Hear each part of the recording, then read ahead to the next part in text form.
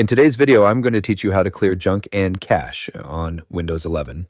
Fix today here, let's begin. Start by pressing the Windows key plus R on your keyboard to open the Run dialog box. Type temp and press enter.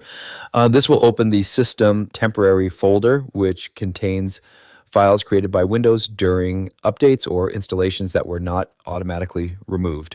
Once the folder opens, press Ctrl plus A to select all files, then press delete. If a file in use message appears, check the option to apply it to all items and click skip. This allows you to remove everything safely while skipping files currently being used by the system. Next, press Windows key plus R again. Type %temp%. Then press enter.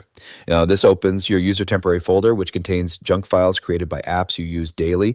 Press Ctrl plus A, then delete to clear all these files. This helps remove leftover data from applications and can improve performance. Now press Windows key plus R again, type prefetch, and press enter.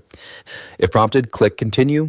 This folder stores startup data to help apps load faster, but over time it can become cluttered with outdated files. Press Ctrl plus A and then delete to clear the prefetch cache and allow Windows to rebuild fresh data. After that, click the search icon and type disk cleanup, then open it. Select your C drive and click OK. Once it loads, click Clean up System Files to perform a deeper scan. Select the C drive again and click OK. You'll now see a list of file categories. Check all the boxes, including Recycle Bin, Temporary Files, and DirectX Shader Cache. These files can take up a lot of space and may even cause slowdowns if left unchecked. Click OK, then select Delete Files to start the cleanup process.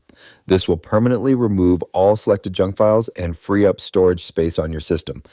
Once everything is complete, your computer should now run faster and have more available space, giving you a smoother and more optimized experience. And that's it for this tutorial. If you have any questions or suggestions, feel free to leave a comment down below. If you'd like to see more videos like this, the subscribe button is free and helps support the channel so I can keep making helpful tutorials for you. I'll see you in the next video.